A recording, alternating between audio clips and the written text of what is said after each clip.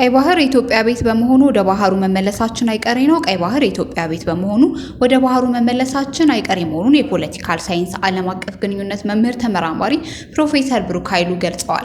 ፕሮፌሰር ብሩክ ለጋዜጣ ፕላስ በሰጡት መረጃ እንዳመለከቱት ቀይ ባህር የቀድሞ የኢትዮጵያ አካልና ቤቷ በመሆኑ ወደ ባህሩ መመለሳችን የታሪክ ግዴታ ነው። ቀደም ሲል በተፈጸሙ ስህተቶች የሀገሪቱ ሕዝብና ኢኮኖሚ እየተጎዳ መቀጠል ስለሌለበት የቀይ ባህር ተደራሽነት እጅግ አስፈላጊ መሆኑን ገልጸዋል።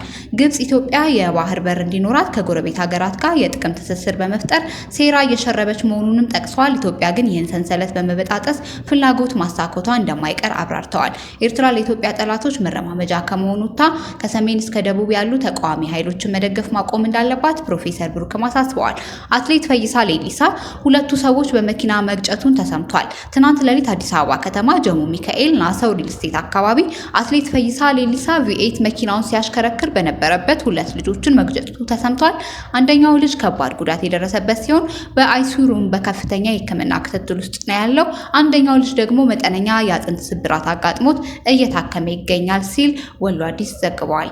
ሲም ካርድ እውነተኛ ወርቅ እንዳለው ያውቃሉ ወይ? በሲም ካርዶች ውስጥ የሚገኘው የወርቅ ሚስጥርና የቴክኖሎጂ ፋይዳው በዘመናዊ የኮሚዩኒኬሽን ዓለም ውስጥ በየቀኑ የምንጠቀምባቸው ሲም ካርዶች በውስጣቸው እውነተኛ ወርቅ እንደሚይዙ ይህም ለቴክኖሎጂ ስኬት መገኛ እንዳለው ተገልጿል። ብዙዎች የሲም ካርድ ወርቅ ቀለም የቱርኩ ፕሬዝዳንት ጉዞ ተሰረዘ። የቱርክ ፕሬዝዳንት ረሲፕ ጣሂብ ኤርዶጋን በዛሬው ዕለት በአቡዳቢ ጉብኝት እንደሚያደርጉ ቀጠሮ ተይዞ እንደነበር ይታወሳል። ይሁንና ግን በይፋ ባልተገለጸ ምክንያት የኤርዶጋን የአረብ ኤምሬትስ ጉዞ መሰረዙን ቲአርኤስ ዘግቧል። ጉዞ የተሰረዘው ኤርዶጋንና ቢን ዛይድ በስልክ ከተነጋገሩ በኋላ እንደሆነም ተጠቅሷል። ይህን ተከትሎ ኤርዶጋን በነገው ዕለት በቀጥታ ወደ አዲስ አበባ ጉዞ እንደሚያደርጉም ታውቋል። ይህን ተከትሎ የአዲስ አበባ ጉዞ እንደተጠበቀ ነው። የቱርክ ኮሚዩኒኬሽን ቢሮ ፕሬዝዳንት ኤርዶጋን ወደ ኢትዮጵያ የሚያደርጉት ጉዞ እንደተጠበቀ ነው ሲል አስታውቋል። ፕሬዝዳንቱ በኢትዮጵያ ጠቅላይ ሚኒስትር አብይ አህመድ ግብዣ ወደ አዲስ አበባ እንደሚጓዙ የገለጹት የኮሚዩኒኬሽን ዳይሬክተር ቡርሃኔ ዱራን ውይይቱ በሁለትዮሽ ግንኙነት እንዲሁም በክልላዊ እድገቶች ላይ እንደሚያተኩሩ ተናግረዋል። በጉብኝቱ ወቅት ድርድር የተጠናቀቀባቸው እንደ ንግድ፣ የመከላከያ፣ የተለያዩ መሰረተ ልማቶች ላይ ስምምነትና ሰነዶች እንደሚፈረሙ ይጠበቃል ሲሉ አክለዋል። ሩሲያ 100% ውጤታማ የተባለውን የካንሰር ክትባት ይፋ አደረገች። ሩሲያ ኤንትሮሜክስ የተሰኘ የአዲሱ የካንሰር ክትባቷ በክሊኒካዊ ሙከራዎች ላይ 100% ስኬታማ መሆኑን ለክሊኒካዊ አገልግሎት እንዲውል መፍቀዱን አስታውቃለች። የካንሰር በሽታ ውስብስብነትና አይነቱ የበዛ በመሆኑ ማንኛውም ሙሉ በሙሉ ስኬታማ ነው የሚል የሕክምና ግንኙነት የዓለም ትኩረትን መሳብ አይቀሬ ነው። ይህ ክትባት በሽታ የመከላከል ስርዓትን በማነቃቀት የካንሰር ሴሎችን እንዲያጠቃ ወይም የካንሰር ምልክቶችን ለይቶ እንዲመታ ተደርጎ የተሰራ መሆኑ ተገልጿል። ይሁን እንጂ በኦንኮሎጂ የካንሰር ሕክምና ዘርፍ 100% ስኬት የሚለውን አገላለጽ አብዛኛውን ጊዜ ለአንድ የተወሰነ የካንሰር አይነት ደረጃ ወይም ለተወሰኑ የሙከራ ተሳታፊዎች እንጂ ለሁሉም የካንሰር አይነቶች ላይሆን እንደሚችል ይገመታል። ክትባቱ በዓለም አቀፍ ደረጃ ተቀባይነትን ለማግኘት ዝርዝር መረጃዎች በገለልተኛ አካላት መፈተሽ፣ በሳይንሳዊ መጽሔቶች መታተም፣ የረጅም ጊዜ የደህንነት ክትትል ውጤቶች መታወቅ ይኖርባቸዋል። ይህ ግኝት በገለልተኛ ወገን ተረጋግጦ እውነትነቱ ከተረጋገጠ በካንሰር ሕክምና ታሪክ ውስጥ ትልቅ ለውጥ የሚያመጣ ስኬት ይሆናል።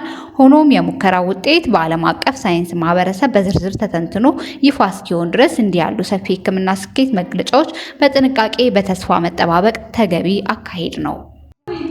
በአፍሪካ ቀንድ ሚናዋ እየጎላ የመጣው የቱርክ የሽምግልና ጥረትና የገጠሟት እንቅፋቶች ከኢትዮጵያ ጋር የጠበቀ ግንኙነት ያላት ቱርክ ባለፉት ዓመታት በአውሮፓ፣ በአፍሪካ፣ በመካከለኛው ምስራቅና በደቡብ ምስራቅ እስያ ውስጥ በተለያዩ መስኮች ቀላል የማይባል ተሰሚነት አላት። በዓለም ዙሪያ በንግድ፣ በኢንቨስትመንት፣ በወታደራዊ መስኮች ያላት ተጽዕኖ እየሰፋ የመጣው ቱርክ ግጭቶችን ለማስቆምና ሰላም እንዲወርድ በሚደረጉ ጥረቶች ውስጥ አስተዋጽኦ እየጎላ መምጣቱ ላይ ነው። በፕሬዝዳንቱና በውጭ ጉዳይ ሚኒስቴር የሚመራው ይህ የቱርክ ተሳትፎ በዋና ዋና አሳሳቢ ዓለም አቀፋዊ ግጭቶችና ጉዳዮች ላይም ይስተዋላል። በአፍሪካ ቀንድ አካባቢ የተጠናከረ የመጣው ውጥረት በከፍተኛ ሁኔታ ምዕራባውያንና መካከለኛው ምስራቅ ሀገራትን ትኩረት በሳበበት በአሁኑ ወቅት የቱርክ ፕሬዝዳንት በአካባቢው ባለው ሁኔታ ውስጥ ዋነኛ ተዋናይ ወደ ሆኑት ሁለት ሀገራት በዚህ ሳምንት ጉብኝት ያደርጋሉ። በዚህ መሰረት ፕሬዝዳንት ረሲፕ ታይፕ ኤርዶዋን ሰኞ የካቲት 9 2018 ዓ.ም ወደ ተባበሩት አረብ ኤምሬትስ እንዲሁም ማክሰኞ ወደ ኢትዮጵያ በማምራት ከሀገራቱ መሪዎች ጋር ውይይት እንደሚያደርጉ ጽሕፈት ቤታቸው አስታውቋል። ፕሬዝዳንት ኤርዶዋን የቅርብ ወዳጅ በሆኑት ሁለት ሀገራት በሚያደርጉት ጉብኝት በጋራ ጉዳዮች፣ በቀጠናዊ ዓለም አቀፋዊ ጉዳዮች ላይ ከመነጋገር ባሻገር የተለያዩ የስምምነት ሰነዶች እንደሚፈርሙ ተገልጿል። ምንም እንኳን ባይጠቀስም ሶስቱን ሀገራት በሚመለከታቸው የአፍሪካ ቀንድ ዋነኛ ጉዳይ በሆነው በሱዳን የእርስ በርስ ጦርነት እንዲሁም ሶማሊያን በሚመለከት ጉዳዮች ላይ ንግግር እንደሚኖር ይጠበቃል። ፕሬዝዳንቱ በጉዟቸው እቅዳቸው ምን ያህል እንደሚያሳኩ ወደፊት የሚታይ ቢሆንም እስካሁን ቱርክ የተሳተፈችባቸው የሰላም ጥረቶች ምንም ውጤት አስገኘ? ምንስ ተግዳሮት ገጠማት? በተለያየ ቀጠናዎች የሚገኙ ባላንጣ ሀገራት ወደ አንድ ለማምጣት የተለያዩ ጥረቶችን ስታደርግ የቀረመችው ቱርክ ከቅርብ ዓመታት ወዲህ በዓለም አቀፍ መድረክ ያላትን የአሸማጋይነት ሚና ለማሳደግ የምታደርገው ሙከራ ጨምራለች። አንካራ ኢትዮጵያና ሶማሊያን፣ ዩክሬን፣ ሩሲያን፣ ታሊባንና ፓኪስታን በማሸማገል ረገድ ከፍተኛ ሚና ተጫውታለች። በሌሎች ቀጠናዎችም ባላንጣዎችን ለማስታረቅ ጥያቄ ስታቀርብ ከርማለች። የቱርክ ባላንጣዎች የማሸማገል ጥረት አንካራ ገቢ ሚና ያላት እንዲሁም ለዓለም አቀፍ መረጋጋት አወንታዊ አስተዋጽኦ የምታደርግ አገር ሆና እንድትታይ እንደሚያደርግ የሀገሪቱ ባለስልጣናትና የመንግስት ደጋፊ ተንታኝ ይናገራል። ይህ አካሄድ ቱርክን በዓለም መድረክ ላይ ያላትን ክብር እንደሚያሳድጉም ያስረዳል። የቱርክ ፕሬዚዳንት ረሲፕ ታይፕ ኤርዶዋን ባለፈው ህዳር ላይ ኒውስኪ በተሰኘው የአሜሪካ ሳምንታዊ መጽሔት ላይ ባወጣው ጽሑፋቸው አገራቸው ግጭቶች እንዲፈቱ ለማድረግ ወደ ኋላ አለማለቷን ገልጸዋል። ፕሬዚዳንቱ ካውካሰስ እስከ አፍሪካ እንዲሁም ከመካከለኛው ምስራቅ እስከ ባልካን በተዘረጋው ሰፊ ቀጠና ውስጥ ቱርክ ግጭቶች ፍትሃዊ ዲፕሎማሲያዊ መፍትሄ እንዲገኝላቸው ከማድረግ እንዲሁም ዘላቂና ፍትሃዊ ሰላም እንዲመጣ ያለባትን ኃላፊነት ከመወጣት አልተቆጠበችም ሲል ጽፈዋል። የውጭ ጉዳይ ሚኒስትር ቱርክ በዓለም አቀፍ የሰላም ሽምግልና መስክ መሪነቱን የመያዝ ዓላማ እንዳላት ይገልጻሉ። ፕሬዚዳንቱ የኮሚዩኒኬሽን ኃላፊ ደግሞ ቱርክ ዓለም አቀፍ ቀውሶችን ለመፍታት ቁልፍ አገር እንደሆነችም ይናገራሉ። ምንም እንኳን ይህ ትጋት ተደጋጋሚ ቢገልጽም በቅርብ ጊዜ ወዲህ አንካራ የአደራዳሪነት ሚናዋን ለመወጣት የምታደርገውን ጥረት እንቅፋቶች በዝተውበታል። የሩሲያና ዩክሬን ጦርነት ለመቋጨት ጠንካራ ፍላጎት ያላቸው ኤርዶዋን የመሪዎች ጉባኤ ለማስተናገድ ፍላጎታቸውን ቢገልጹም በቅርብ ጊዜያት በሞስኮና ኪዩቭ መካከል የተደረገ ንግግሮች የተስተናገዱበት አቡዳቢ ውስጥ ነው። በተመሳሳይ ቱርክ በተያዘው የካቲት ወር የተካሄደውን የአሜሪካና የኢራን ወሳኝ ድርድር ለማስተናገድ ተስፋ አድርጋ ነበር።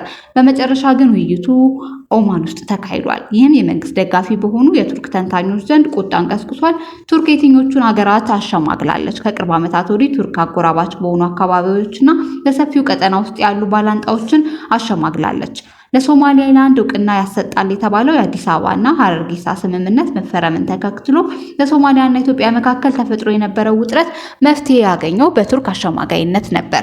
ቱርክ በኢትዮጵያና በሶማሊያ ባለስልጣናት መካከል የተካሄዱ ቀጥተኛ ያልሆኑ ስብሰባዎችን አስተናግዳለች። በመጨረሻም ታህሳስ 2017 ዓ.ም ጠቅላይ ሚኒስትር አብይ አህመድ የሶማሊያ ፕሬዝዳንት ሐሰን ሼክ ሞሐመድ ወደ ቱርክ ተጉዘው ስምምነቱን ተፈራርመዋል።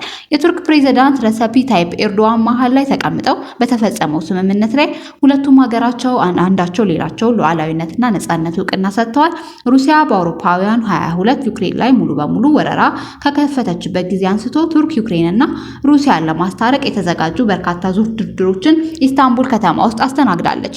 የመጨረሻው ንግግር የተካሄደው በሰኔ 2025 ነበር።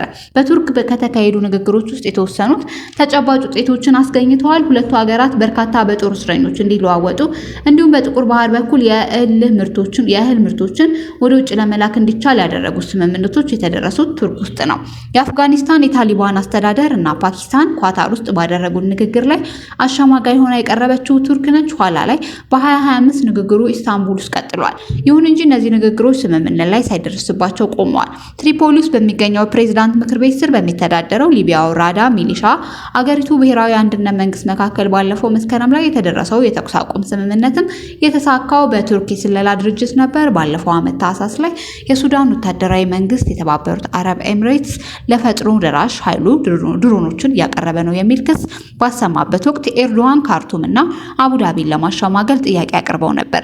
ምን እንቅፋቶች አጋጥመዋል? ምንም እንኳን የቱርክ አሸማጋይነት ሚናዋ እየጨመረ ቢመጣም ሌሎች ተዋናዮች የሚያደርጉትን ተመሳሳይ እንቅስቃሴ እያበሳጫት ይመስላል።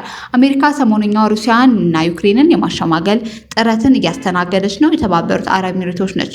ከሞስኮና ከዩቬ ንግግር በኋላ መግለጫ ያወጣው የተባበሩት አረብ ኤሚሬቶች የውጭ ጉዳይ ሚኒስቴር ሁለቱንም ወገኖች አመስግኗል። መግለጫው ሁለቱ ሀገራት በተባበሩት አረብ ኤሚሬቶችና በሚደረገው ጥረት የምትጫወተው ሚና ላይ ያላቸውን መተማመን አጉልቶ አሳይቷል። ሌላኛው የመካከለኛ ምስራቅ አገር ኦማን ደግሞ ከኢራን ጋር ያላትን ነባር ግንኙነት በመጠቀም ከሰሞኑ የተካሄደው የአሜሪካና የኢራን ንግግርን አስተናግዳለች። ይህም ቱርክ ከጨዋታ ውጭ አድርጓታል።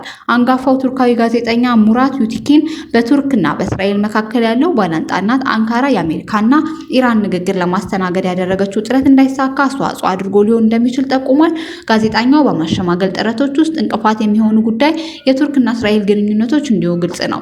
ለእስራኤል አንካራ ያንን ያህል የምትታመነው ተዋናይ አይደለችም፣ ግን ደግሞ ሙሉ በሙሉ ልትተው የማትችል የግንኙነት መስመር ነች ሲል ጽፏል። የአሜሪካና የኢራን ንግግር ቱርክ መካሄዱ ቀርቶ ወደ ሌላ ቦታ መዛወሩ መንግስታትን ደጋፊ ተንታኞች አስቆጥቷል። ኢራን የቱርክ ቀጠናዊ መሪነትና ዲፕሎማሲያዊ ስኬት ስለሚያስፈራት ንግግሩ ቱርክ ውስጥ እንዳይካሄድ ጠይቃለች የሚል ክስ ጭምር አቅርበዋል። የመንግስት ደጋፊ ሳባህ ጋዜጣ አምደኛ የሆነው ኦካን ሙድሪክ ስጉሉ ባሳተመው ጽሁፍ ኢራን ታሪክና የዘር ልጓም ስቧታል፣ ለዚህ ሲባል ለቱርክ ክብር ወይም ቀጠናዊ ሚና መሰጠት አልፈለገችም ብሏል።